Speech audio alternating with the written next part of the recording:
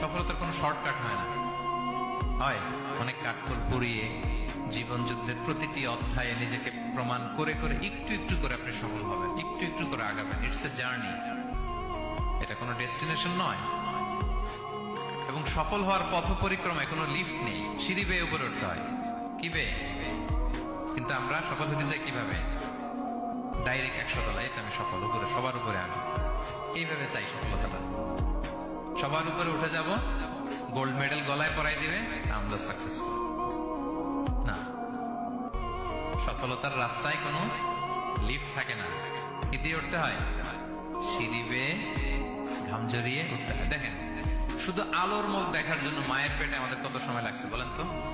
Just একটু light, হ্যাঁ 9 মাস 10 মাস সময় লাগছে শুধু একটু আলো দেখবো আমরা।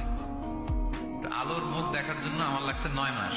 আর এখানে আমরা শর্টকাট খুঁজে খালি, কি খুঁজি? সফলতার কোনো শর্টকাট নেই। অল্প এফোর্টে যারা সফল হতে চায় এরা কোনোদিন সফল হয় না।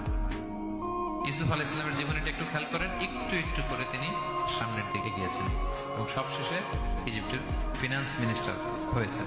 এজন্য ধৈর্য ধারণ করতে হবে, নিজের সর্বোচ্চটুকু উজাড় করে দিয়ে আপনার রোলটা আপনি প্লে করবেন, এরপর আল্লাহ তাআলার উপর ভরসা রাখবেন। কিন্তু অনেক চেষ্টার পরেও যদি কাঙ্ক্ষিত সফলতা না পান, হতাশ হওয়ার কিছু নাই। কারণ বিশ্বাসীর সফলতা শুধু দুনিয়াতে না, বিশ্বাসীদের সফলতা আখিরাত পর্যন্ত বিস্তৃত। ওইটা আসল সফলতা। ফামান যুহজিহা আনিন নারি ওয়া উদখিলাল জান্নাতা ফাকাদ ফাজ। যে জাহান্নাম থেকে মুক্তি পেল, জান্নাতের নিশ্চয়তা পেল, সেই সফল। আমরা যেন সেই সফলতার জন্য অপেক্ষা করি, আমরা যেন দুনিয়া আখিরাত উভয় জাহানে সফল হতে পারি। আল্লাহ তাআলা আমাদের সবাইকে কথাগুলো বোঝার ও আমল করার তৌফিক দান করুন। হাযা মা ইনদি ওয়াল ইলমু ইনদাল্লাহ আলাইহি তাওয়াক্কালতু ওয়া ইলাইহি উনীব।